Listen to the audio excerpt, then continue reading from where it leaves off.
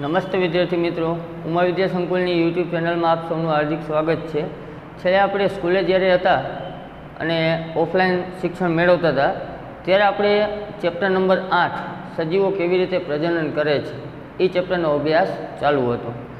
તો અત્યારે આપણે ચેપ્ટર નથી ચલાવતા, પરંતુ નવું ચેપ્ટર ચાલુ કરીએ છીએ પહેલેથી, અને એ નવું ચેપ્ટર આપણે ધોરણ 10ની અંદર વિજ્ઞાન વિષયની અંદર આપણે 13મું ચેપ્ટર વિદ્યુત પ્રવાહની ચુંબકીય અસર, જે આપણે ફિઝિક્સનું ચેપ્ટર છે, એ ચેપ્ટર આપણે આજે શીખવાનું છે। રેડી? હવે તમે અગાઉ 12મું ચેપ્ટર શીખી ગયા વિદ્યુત વિશે, એની અંદર તમે તાપીય અસર જોઈ આપણે કે વિદ્યુત જ્યારે પરિપથમાં વહેતો હોય ત્યારે એમાં રહેલી અવરોધ એટલે કે અશુદ્ધિઓના કારણે એ અવરોધ કોઈ પણ તાર હોય કે કોઈ પણ બીજો ઘટક હોય, જે અવરોધના કારણે ઇલેક્ટ્રોનને અડચણ ઉત્પન્ન થાય છે, જેના કારણે એક પ્રકારની તાપીય અસર ઉદ્ભવતી હતી। તો એના સિવાય આપણે આજે શીખવાનું છે કે વિદ્યુત પ્રવાહની ચુંબકીય અસર એટલે કે વિદ્યુત પ્રવાહ સાથે કંઈક ચુંબક અસર દર્શાવે છે। તો આ અસર કેવી છે, શું ભાગ ભજવે છે? આપણને પ્રશ્ન થાય કે વિદ્યુત પ્રવાહ વહેતો હોય ત્યારે ચુંબક ક્યાં એને ક્યાંય લાગે વળગે છે? ચુંબક પણ એમાં ઉત્પન્ન થતું હશે, ચુંબકત્વ પણ ઉત્પન્ન થતું હશે? આવો પ્રશ્ન આપણને થાય તો કે છે હા, જ્યારે વિદ્યુત પ્રવાહ વહેતો હોય ત્યારે એક પ્રકારનું ચુંબકત્વ ઉત્પન્ન થાય છે, જે આપણે જોઈને કહી શકતા નથી, પરંતુ અમુક અમુક પ્રયોગ દ્વારા તે સાબિત થયેલું છે। અને એના કારણે અત્યારે તમે જોતા હશો તો આપણે ટર્બાઇન, જનરેટર, આ બધી જે સાધનો છે એ આ વિદ્યુત પ્રવાહની ચુંબકીય અસરના કારણે જ કામ કરે છે। જે આપણે વિદ્યુત પ્રવાહ ઉત્પન્ન કરીએ છીએ, આપણી ઘરે વિદ્યુત ઇલેક્ટ્રિક બેલ હોય તો ઇલેક્ટ્રિક બેલની અંદર પણ વિદ્યુત પ્રવાહના કારણે એક પ્રકારનું ચુંબકત્વ અંદર ઉત્પન્ન થાય છે, જેના કારણે વિદ્યુત ઘંટડી એ અવાજ કરે છે। રેડી? અને ટર્બાઇન છે તો એની અંદર આપણે વીજળી ઉત્પન્ન કરીએ છીએ, તો ટર્બાઇનમાં શું થાય છે તો કે એની અંદર પણ એક પ્રકારનું ચુંબકત્વ જ ઉત્પન્ન થાય છે, જેના કારણે સામે વિદ્યુત પ્રવાહ આપણે મેળવી શકીએ છીએ। તો આજે આપણે એનો અભ્યાસ કરવાનો છે। તો એ અભ્યાસ કરતાં પહેલાં આપણે જોઈ લઈએ કે આપણા સિલેબસની અંદર કયા કયા ટોપિક રાખેલા છે અને કયા કયા ટોપિક કાઢી નાખેલા છે। રેડી? તો 13મું ચેપ્ટર જે છે વિદ્યુત પ્રવાહની ચુંબકીય અસરો, એની અંદર સૌથી પહેલાં જોઈએ તો રાખેલ અભ્યાસક્રમના મુદ્દાઓ કયા કયા છે એ જોઈ લઈએ। રેડી? આપણે જે અત્યારે કોવિડ-19ના કારણે ભારત સરકારે જે અભ્યાસક્રમ 30% કાઢી નાખેલ છે અને જે કોર્સ રાખેલ છે એની વાત કરીએ તો સૌથી પહેલાં બધા ચેપ્ટરની અંદર પ્રસ્તાવનાનો મુદ્દો એ આપણે રાખવાનો જ છે। રેડી? એટલે પ્રસ્તાવના આપણે સૌથી પહેલાં જોશું, અને ત્યારબાદ મુદ્દા નંબર 13.1 આવે છે। તો સાથે સાથે પાઠ્યપુસ્તકની અંદર જોતા જજો કે મુદ્દા નંબર 13.1 ચુંબકીય ક્ષેત્ર અને ક્ષેત્ર રેખાઓ। તો મુદ્દા નંબર 13.1 પેજ નંબર 224 ઉપર છે, જેની અંદર કોઈ પેટા પ્રકાર આપેલા નથી, એક સળંગ મુદ્દો જ છે 13.1 આખે આખો। રેડી?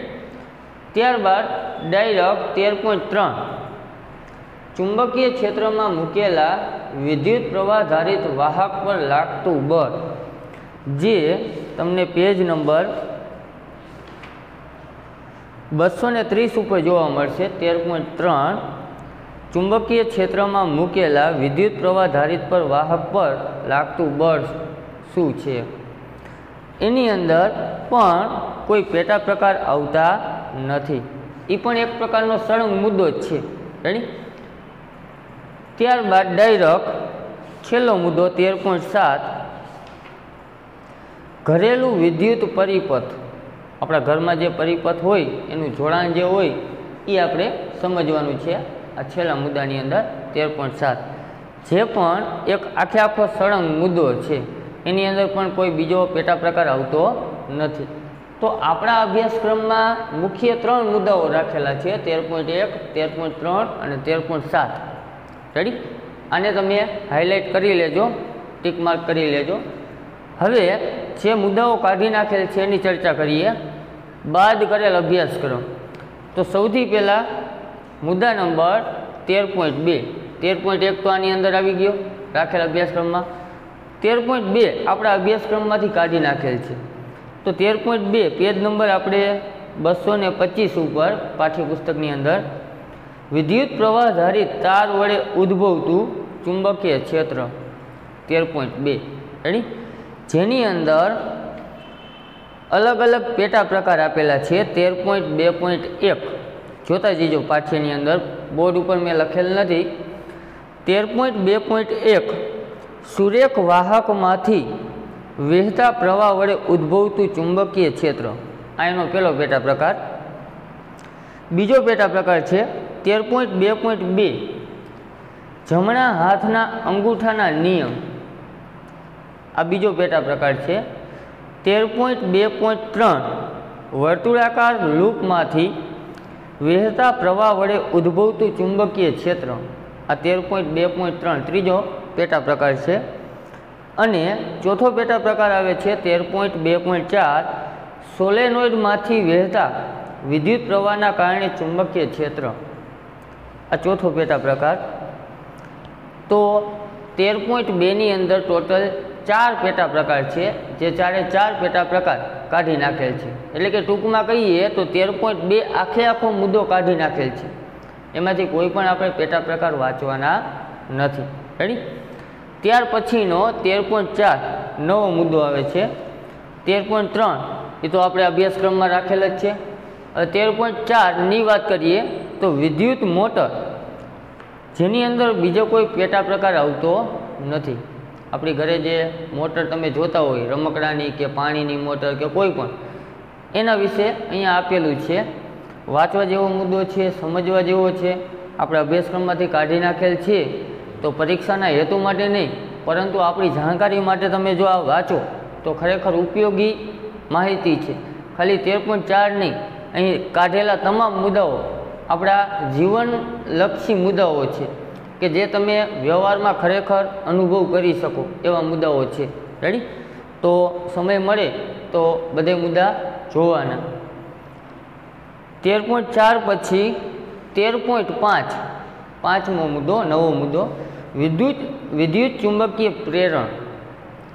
એની અંદર પેટા પ્રકારની વાત કરીએ તો એક પણ પેટા પ્રકાર આપેલ નથી. સળંગ આખો 13.5 મુદ્દો છે વિદ્યુત ચુંબકીય પ્રેરણ.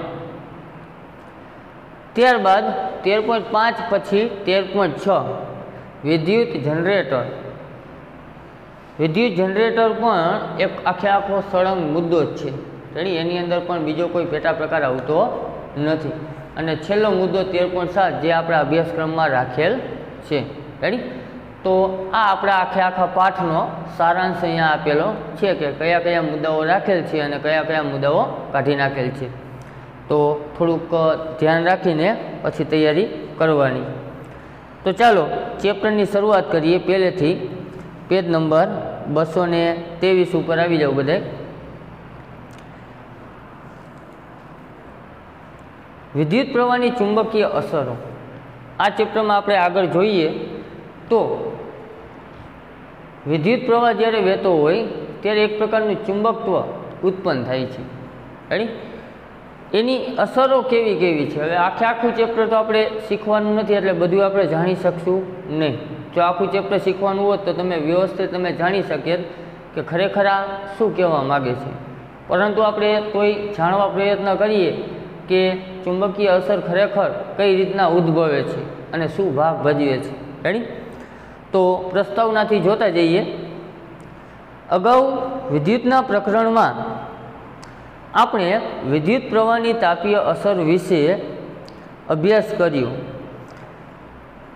તમે 12મું ચેપ્ટર શીખી ગયા, વિદ્યુત શીખી ગયા ને, જેની અંદર એક મુદ્દો આવતો હતો વિદ્યુત પ્રવાહની તાપીય અસર, અને તમે એ જોયું હતું. જેમાં તમે એક સૂત્ર પણ તાર્યું હતું કે H = I²RT. તાર્યું હતું ને આપણે, આ એક સૂત્ર લખ્યું હતું H = I²RT. H એટલે ઉત્પન્ન થતી ઉષ્મા. રેડી. આ ઉષ્મા કેના સમપ્રમાણમાં હોય તો કે વિદ્યુત પ્રવાહના વર્ગના સમપ્રમાણમાં હોય. અવરોધ, જે અવરોધ તારનો આપેલો છે એ અવરોધના સમપ્રમાણમાં હોય, અને ટી એટલે સમય, તો કે એ તારની અંદર કેટલા સમય સુધી વિદ્યુત પ્રવાહનું વહન થાય છે એના ઉપર પણ આધાર રાખે. કોણ આધાર રાખે? તો કે આ તાપીય અસર, ઉત્પન્ન થતી ઉષ્મા. રેડી? કોઈ પણ પરિપથમાં કોઈ બલ્બ છે, કોઈ પંખો છે, કોઈ ટ્યુબલાઇટ છે, રેડી, કે આપણો મોબાઈલ હોય, કોઈ પણ ઇલેક્ટ્રોનિક સાધન હોય, એની અંદર જે ઉષ્મા ઉત્પન્ન થાય, આપણને જે એ વસ્તુ ગરમ લાગે છે, રેડી, એ વસ્તુ કેટલી ગરમ લાગશે તો એ શોધવા માટે, એમાં ઉત્પન્ન થતી ઉષ્મા કેટલી હશે એ શોધવા માટેનું આ સૂત્ર હતું, જે આપણે વિદ્યુત ચેપ્ટરમાં છેલ્લો મુદ્દો હતો, વિદ્યુત પ્રવાહની તાપીય અસર. રેડી? અને એ આ ત્રણ વસ્તુ ઉપર આધાર રાખે: વિદ્યુત પ્રવાહ, અવરોધ અને સમય. વિદ્યુત પ્રવાહના વર્ગ જેટલો એના સમપ્રમાણમાં હોય, વિદ્યુત પ્રવાહ કેટલો વહે છે એનો વર્ગ કરો, એના સમપ્રમાણમાં ઉષ્મા ઉત્પન્ન થાય. હવે એ વસ્તુ છે બધાનો અવરોધ જુદો જુદો હશે. રેડી? ટ્યુબલાઇટ છે, લેમ્પ છે, પંખો છે, મોબાઈલ, રેડી, અલગ અલગ સાધનો માટે અવરોધ જુદો જુદો હશે. હશે કે નહીં હોય? હશે. રેડી? તો અવરોધ ઉપર પણ આધાર રાખે, જેનો અવરોધ વધારે એમાં ઉષ્મા વધુ ઉત્પન્ન થશે. અવરોધ અહીંયા ઘટાડી દો તો તમે જોઈ શકો છો કે બધી કિંમત કેવી એ ગુણાકારમાં. તો જો આરની કિંમત ઘટે તો ઉષ્મા પણ ઘટે, વિદ્યુત પ્રવાહ ઘટે તો પણ ઉષ્મા ઘટે, સમય ઘટે તો પણ ઉષ્મા ઘટવાની જ છે. આ આપણે 12મા ચેપ્ટરમાં શીખી ગયા. વિદ્યુત પ્રવાહની અન્ય અસર કઈ છે? વિદ્યુત પ્રવાહ દ્વારા બીજી અસર કઈ ઉદ્ભવે છે? આવો આપણને પ્રશ્ન કર્યો. રેડી? જો ન જાણતા હોય તો આગળ આપણને કહેશે કે વિદ્યુત પ્રવાહની એક અલગ અસર બીજી છે, ચુંબકીય અસર. રેડી? આપણે વાત તો કરી, તમે મોટર ચલાવતા હોય, ઓલા સાયકલની અંદર ઘણીવાર તમે ટર્બાઇન ફિટ કરેલું હશે. રેડી? તો જ્યારે વ્હીલ જે ફરે છે સાયકલનું, એના કારણે ટર્બાઇન ફરે છે, અને ટર્બાઇનમાં શું થાય એવું તો જેના કારણે વીજળી ઉત્પન્ન થાય છે. આપણે વાહનો જોતા હોય તો વાહનોની અંદર બેટરી આવે, બેટરી આપમેળે ચાર્જિંગ થાય તો એને પાવર કોણ આપે છે? આપણે કંઈ પ્લગમાં તો ભરાવતા નથી પીન્યું. રેડી? તો એને પાવર ક્યાંથી મળ્યો? તો કે વાહનોની અંદર ટર્બાઇન ફિટ કરેલું હોય એન્જિન સાથે. તો એન્જિન જેમ ફરવાનું છે એમ સાથે સાથે ટર્બાઇન ફરશે, અને ટર્બાઇનની અંદર એક પ્રકારનું વિદ્યુત ચુંબકીય બળ ઉત્પન્ન થાય, અને વિદ્યુત ચુંબકત્વ જે ઉત્પન્ન થયું એના કારણે એ વીજળીમાં કન્વર્ટ થઈ જશે.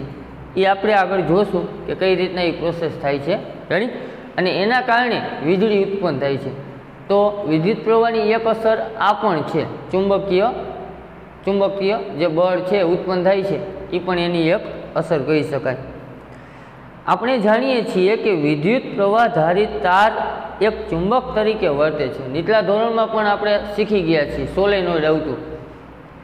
નીચલા ધોરણની અંદર આવો એક સોલેનોઇડ બનાવતા.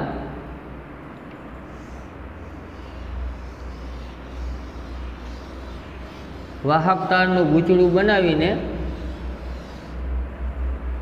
આ રીતના ગૂંચળું બનાવેલું હોય, અને આ બંને છેડા પાસે બેટરી ફિટ કરી દેવામાં આવે.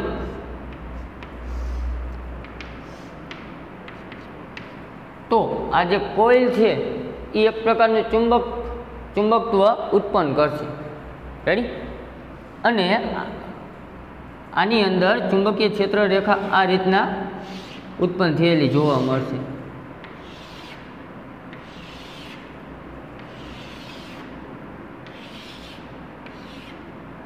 જેમ ચુંબકમાં ચુંબકીય ક્ષેત્ર રેખાઓ ઉત્પન્ન થયેલી હોય એ જ રીતના આની અંદર પણ એક પ્રકારની ચુંબકીય ક્ષેત્ર રેખા જોવા મળે. નીચલા ધોરણમાં આપણે આવતું આ સોલેનોઇડ વિશે. રેડી? આ જાણકારીનું દૃઢીકરણ કરવા માટે ચાલો આપણે નીચેની એક પ્રવૃત્તિ કરીએ. હવે જે અત્યારે આપણે જોયું કે વાહક તાર છે એની અંદર વિદ્યુત પ્રવાહ જ્યારે પસાર થશે ત્યારે એ ચુંબક તરીકે વર્તે છે. રેડી? આની અંદર જો કોઈ લોખંડનો સળિયો ફિટ કરી દેવામાં આવે, અહીંયા લોખંડનો સળિયો વચ્ચે રાખી દેવામાં આવે તો આ જે ચુંબકીય ક્ષેત્ર રેખાઓ ઉત્પન્ન થાય છે ચુંબકીય ક્ષેત્રરેખાઓ ઉત્પન્ન થાય છે એ લોખંડના સળિયાને મળશે અને આ લોખંડનો સળિયો એક પ્રકારનો ચુંબક તરીકે વર્તવા લાગશે. રેડી. હવે આ વસ્તુનું દૃઢીકરણ એટલે કે આ વસ્તુ સાચી છે કે ખોટી એ ચેક કરવા માટે આપણને એક પ્રવૃત્તિ કરવાની કીધી. 13.1 જોઈએ શું કહે છે. તો પ્રવૃત્તિમાં જુઓ, પ્રવૃત્તિ જોતા પહેલાં સાઈડમાં જે આકૃતિ આપેલી છે એ આકૃતિ સમજી લઈએ. આકૃતિની અંદર આ રીતના આકૃતિ એક બનાવેલી છે. અહીંયા એક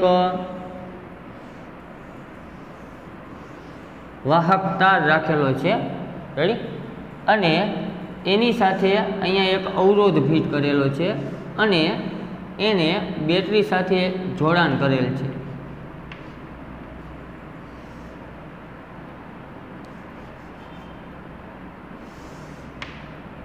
અને આ જે વાહક તાર છે એ વાહક તાર પાસે એક સ્ટેન્ડ ફિટ કરી લીધું, એટલે કે એક પૂઠા જેવું ફિટ કરી લીધો ભાગ.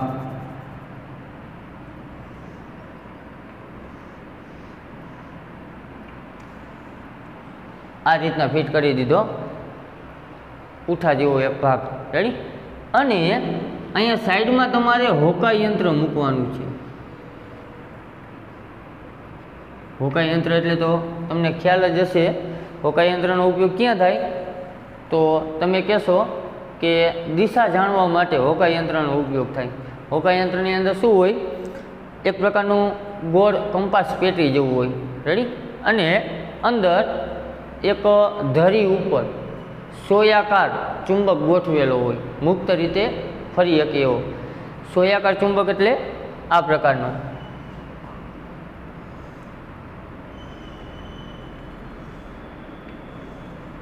જેમાં એક છેડો ઉત્તર દિશામાં સ્થિર થશે. આ જે સોયાકાર છે ચુંબક, સોયાકાર ચુંબક તમે નીચલા ધોરણમાં શીખી ગયા. રેડી. આ ચુંબક કેમાં હોય? તો કે કંપાસ પેટીની અંદર રાખેલ હોય. રેડી. આ રીતના હોય. અને આ કંપાસ પેટીને તમે કોઈ પણ જગ્યાએ સ્થિર રાખો એટલે જે આ વચ્ચે ચુંબક છે એ ચુંબકનો એન ધ્રુવ કઈ તરફ સ્થિર થશે? તો કે આપણી જે ઉત્તર દિશા હશે એ તરફ આ સ્થિર થશે. એટલે કે આની અંદર આ ચુંબક છે.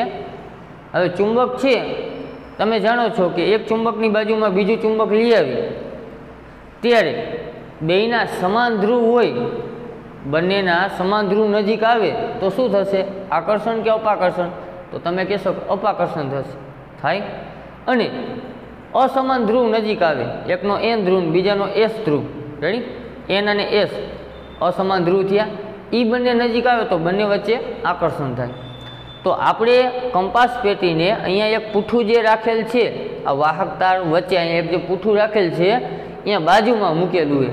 આ તારની બાજુમાં, આ તારની બાજુમાં એટલા માટે મૂક્યું કે આપણે વિદ્યુત પ્રવાહનું વહન જ્યારે કરશું, વિદ્યુત પ્રવાહ જ્યારે વહેતો હશે ત્યારે જો આ તારમાં કંઈક ચુંબક ઉત્પન્ન થશે, ચુંબકત્વ ઉત્પન્ન થશે, એની ક્ષેત્ર રેખાઓ કંઈક ઉત્પન્ન થશે. રેડી. તો આ જે કંપાસ પેટીમાં જે સોયાકાર ચુંબક છે એમાં કંઈક મૂવમેન્ટ થવું જોઈએ. કારણ કે જો આ ચુંબક તરીકે વર્તે તો આ ચુંબક અને આ ચુંબક બંને ચુંબકીય ધ્રુવ થયા, તો બંને એકબીજાને આકર્ષણ કે અપાકર્ષણ કરવાના છે. તો આની દિશામાં કંઈક ફેરફાર થવો જોઈએ. આવું આપણે કહી શકાય. રેડી. તો બાજુની આકૃતિમાં આ રીતના જોડાણ કરેલું છે. અહીંયા વચ્ચે એમીટર ફિટ કરેલું છે વિદ્યુત પ્રવાહ માપવા માટે.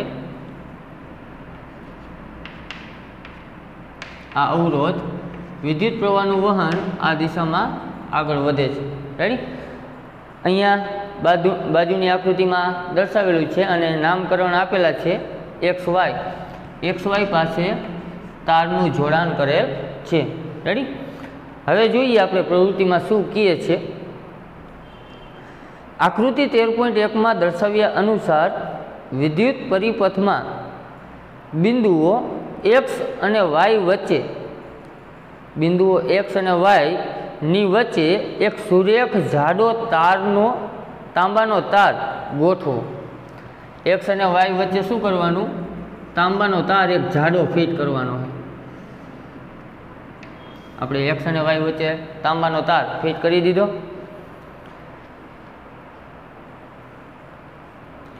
તાર એક્સ વાય કાગળના સમતલને લંબ રૂપે ગોઠવેલ છે.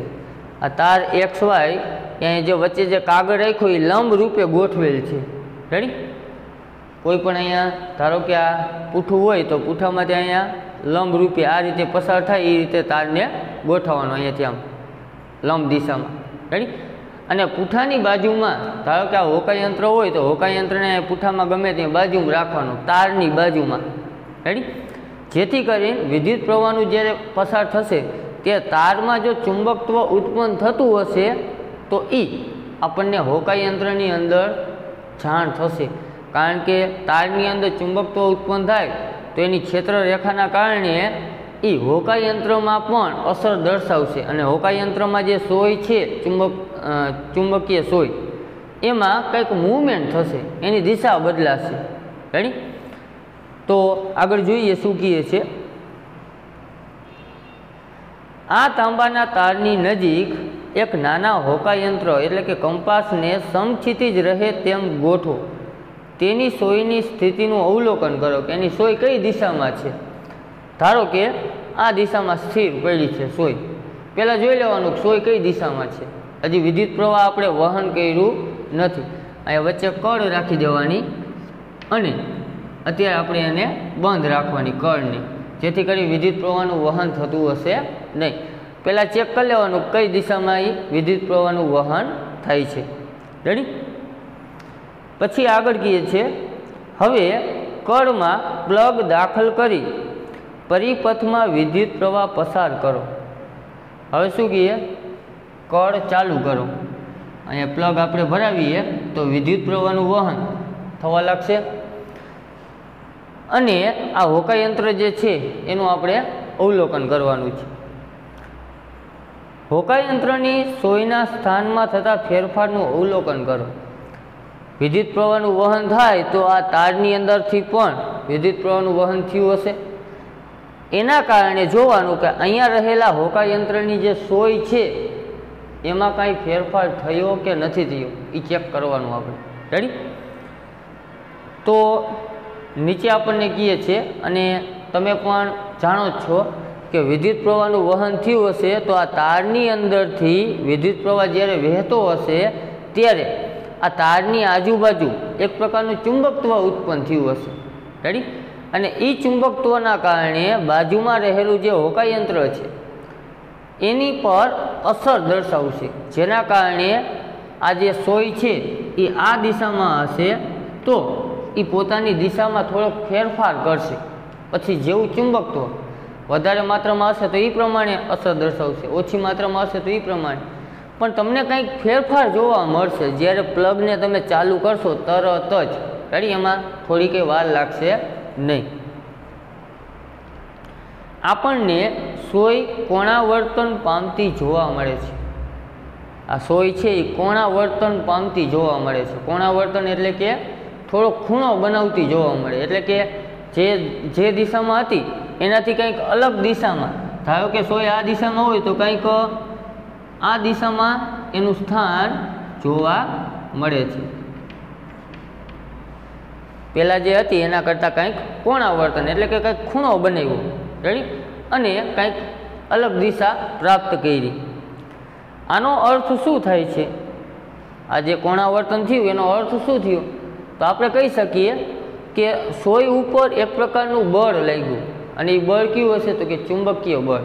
રેડી? તો આપણે એવું કહી શકીએ કે વિદ્યુત પ્રવાહનું જ્યારે વહન થતું હોય તારની અંદર ત્યારે તારમાં એક પ્રકારનું ચુંબકત્વ ઉત્પન્ન થાય. રેડી? અને એ ચુંબકત્વના કારણે આ સોયનું કોણાવર્તન જોવા મળે છે. આનો અર્થ એ થાય જ્યારે તાંબાના તારમાંથી પસાર થતા વિદ્યુત પ્રવાહે ચુંબકીય અસર ઉત્પન્ન કરી છે. આનો મતલબ શું થયો? તો કે તાંબાના તારમાંથી જે વિદ્યુત પ્રવાહ પસાર થયો એના કારણે એક પ્રકારનું ચુંબકત્વ ઉત્પન્ન થયું. રેડી? આમ આપણે કહી શકીએ કે વિદ્યુત અને ચુંબકત્વ એકબીજા સાથે સંકળાયેલા છે. આ પ્રયોગ પરથી આપણે એવું કહી શકીએ કે વિદ્યુત અને ચુંબકત્વ આ બંને એકબીજા સાથે સંબંધ ધરાવે છે કે જ્યારે પણ વિદ્યુત પ્રવાહનું વહન થાય ત્યારે તારની અંદર એક પ્રકારનું વિદ્યુત ચુંબકીય બળ ઉત્પન્ન થતું હોય છે. તો પછી આનાથી વિરુદ્ધ ગતિ કરતા ચુંબકની વિદ્યુત અસર વિશેની શું શક્યતા છે? હવે આનાથી ઉલટું વિચારીએ કે વિદ્યુત પ્રવાહ જો પસાર થયો તો ચુંબકત્વ ઉત્પન્ન થયું.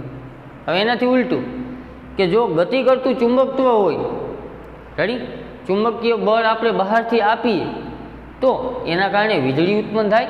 તો કે છે હા, બંને એકબીજા સાથે સંબંધ ધરાવે છે.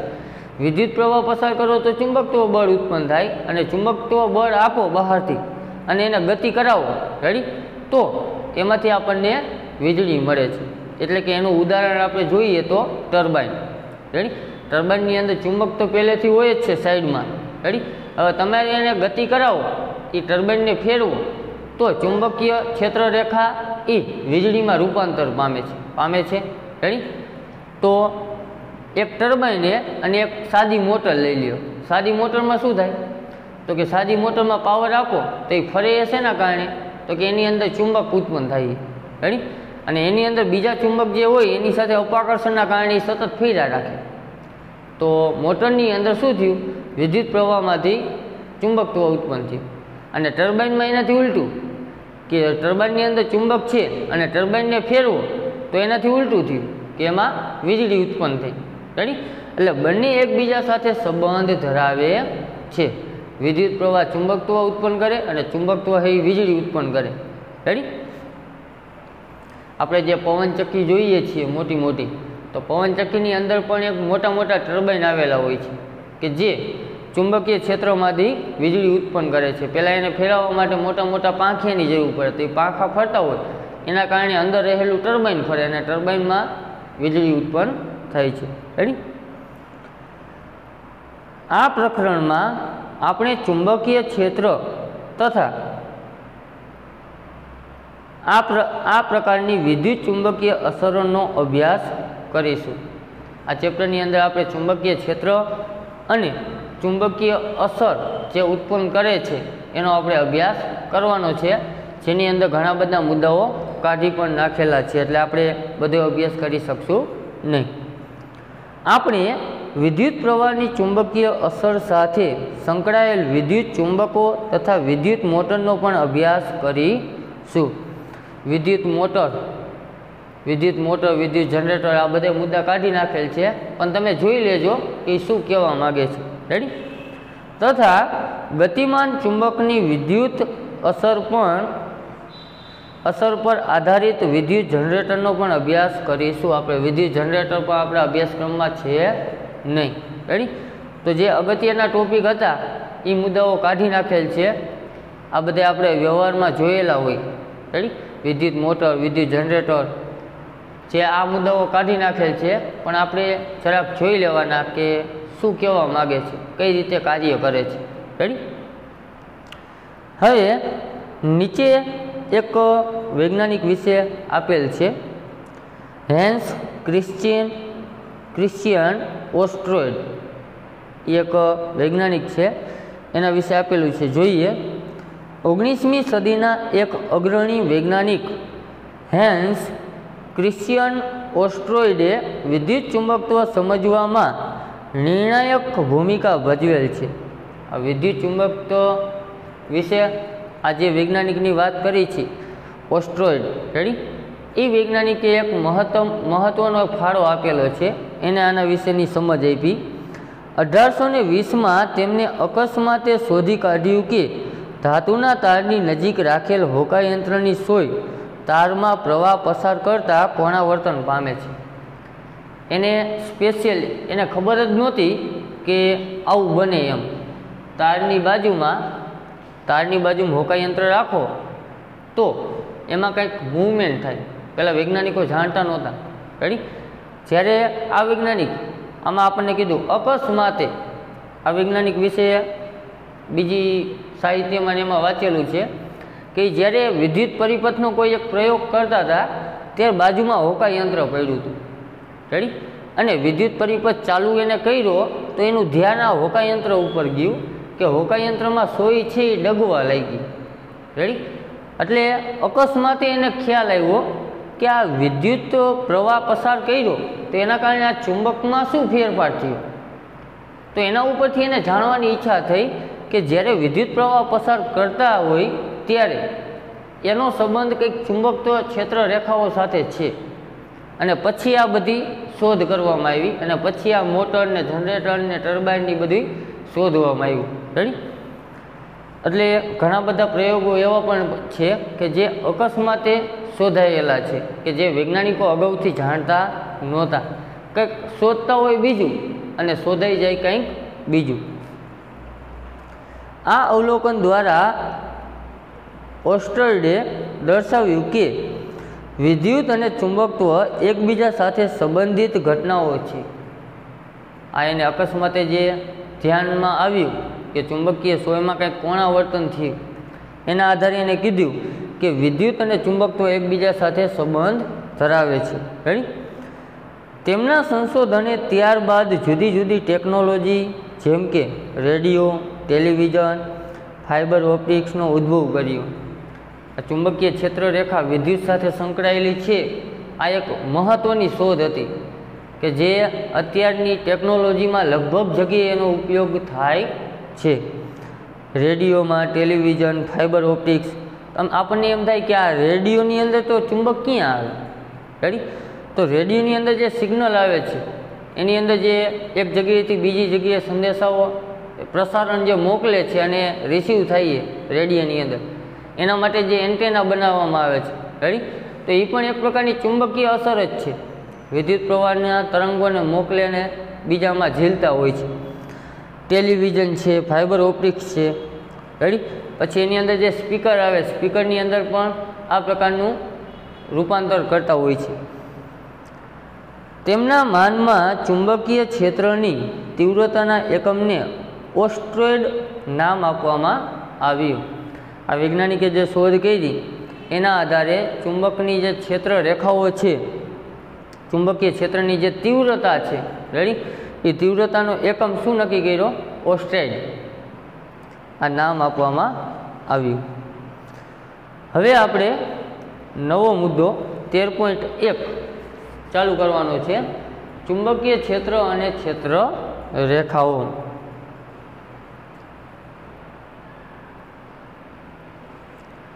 ચુંબકીય ક્ષેત્ર અને ક્ષેત્ર રેખાઓ પહેલો મુદ્દો આવે છે આપણા અભ્યાસક્રમમાં.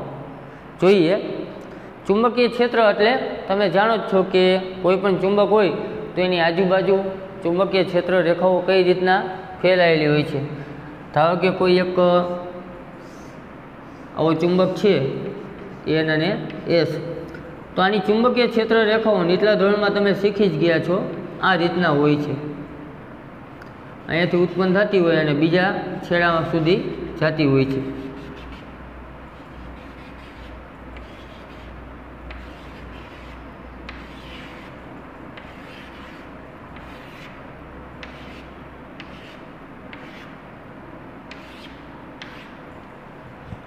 આવી રચના તમે નીચલા ધોરણમાં પણ શીખી ગયા છો અને નીચલા ધોરણમાં એક પ્રકારનો પ્રયોગ પણ કરવામાં આવે છે. અને એ પ્રયોગ કઈ રીતના કરે છે તો કે કોઈ એક લંબઘન ચુંબક હોય, રેડી, એ ચુંબકને કાગળ નીચે રાખીને ઉપર આપણે લોખંડનો ભૂકો નાખતા અને ઠપકારતા. રેડી? તો એના કારણે જે લોખંડના ભૂકાના જે ઝીણા ઝીણા કણ છે એ બધા કણો કઈ રીતના ગોઠવાતા? આ રીતના ગોઠવાઈ જતા. જેના કારણે આપણે અવલોકન કરી શકીએ કે કોઈ પણ ચુંબક હોય તો એની ક્ષેત્ર રેખાઓ કઈ રીતના ફેલાયેલી હોય છે. રેડી? આ ચુંબકીય ક્ષેત્ર અને એની ક્ષેત્ર રેખાઓ આ બધી દેખાય છે એ બધી શું છે? ક્ષેત્ર રેખાઓ. આનો આપણે અભ્યાસ કરવાનો છે. જોઈએ, આપણે એ હકીકતથી વાકેફ છીએ કે હોકાયંત્રની સોયને ગજિયા ચુંબકની નજીક લઈ જતા તે કોણાવર્તન પામે છે. આ વસ્તુથી આપણે વાકેફ છીએ. હોકાયંત્રમાં પણ ચુંબક છે, ચુંબકીય સોય છે આ પ્રકારની. રેડી? હવે હોકાયંત્રની સોયને ગજિયા ચુંબક, આ પ્રકારનો ગજિયો ચુંબક હોય એ ચુંબકની બાજુમાં તમે લઈ જાઓ,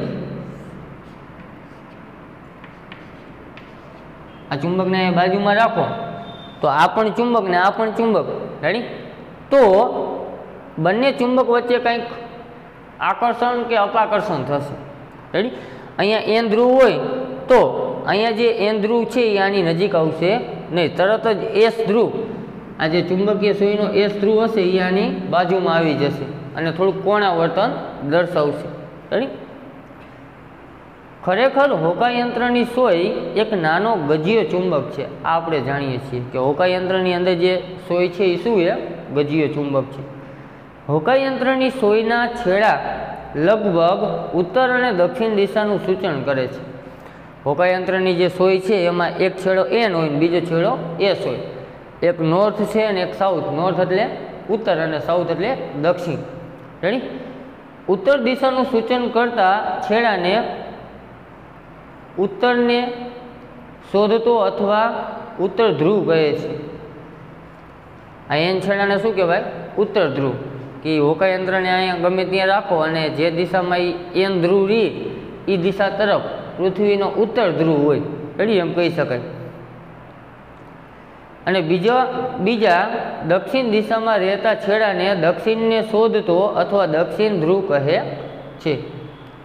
આ એસ છેડો જે દિશામાં રહી એનો મતલબ એવો થયો કે આ દક્ષિણ દિશા ગોતે, એટલે કે એ તરફ દક્ષિણ દિશા આવેલી હશે એમ કહી શકાય. જુદી જુદી પ્રવૃત્તિઓ દ્વારા આપણે અવલોકન કર્યું છે કે સમાન ધ્રુવો એકબીજાને અપાકર્ષે છે. અલગ અલગ પ્રવૃત્તિ કરીને આપણે જોયું કે સમાન ધ્રુવ એકબીજાને અપાકર્ષે, એટલે કે એન છેડા પાસે એન છેડો નજીક આવી શકે નહીં. આ ચુંબકનો એક પ્રકારનો ગુણધર્મ છે, રેડી? જ્યારે ચુંબકના અસમાન એટલે કે વિજાતીય ધ્રુવ હોય, એન અને એસ, રેડી? વિજાતીય ધ્રુવો એકબીજાને આકર્ષે છે. અહીંયા એન છેડો છે તો આ સોયનો એન છેડો આની પાસે આવશે નહીં. આ એન છેડા પાસે તમે અહીં એન છેડો લઈ જાઓ તો પણ આ એન છેડો અહીંયાથી દૂર ભાગશે, રેડી? તો આ હતું આપણું ચુંબકીય ક્ષેત્ર વિશે થોડુંક સમજાવે છે. ચુંબક વિશેની માહિતી આપી કે હોકાયંત્રની અંદર પણ ચુંબક છે અને વિજાતીય ધ્રુવો પ્રત્યે આકર્ષણ થાય અને સજાતીય ધ્રુવો પ્રત્યે અપાકર્ષણ થાય છે, રેડી? હવે આપણને નીચે એક પ્રશ્ન આપ્યો છે. પેલું કે હોકાયંત્રની સોયને ગજિયા ચુંબકની નજીક લઈ જતા તેનું કોણાવર્તન કેમ થાય છે? હોકાયંત્રની બાજુમાં આ ગજિયા ચુંબકને લઈ જતા એનું કોણાવર્તન શા માટે થાય છે? તો કે આપણે જાણીએ છીએ કે બંને ચુંબક છે અને ચુંબકમાં વિજાતીય ધ્રુવો પ્રત્યે આકર્ષણ થાય અને સજાતીય ધ્રુવો પ્રત્યે અપાકર્ષણ થાય. તો તમે અહીંયા સજાતીય ધ્રુવ બે ભેગા કરો, એન સાથે એનને અહીંયા નજીક લઈ આવો તો આ સોય છે અહીંયાથી દૂર ખસી જશે, રેડી? ચુંબકના ગુણધર્મના કારણે. તો આ પ્રશ્નનો જવાબ છે. હવે નીચે એક પ્રવૃત્તિ આવે છે જે આપણે આના પછીના નેક્સ્ટ લેક્ચરમાં આપણે આ પ્રવૃત્તિને સમજવા પ્રયત્ન કરીશું. અહીંયા સુધી આપણે રાખીએ. અસ્તુ.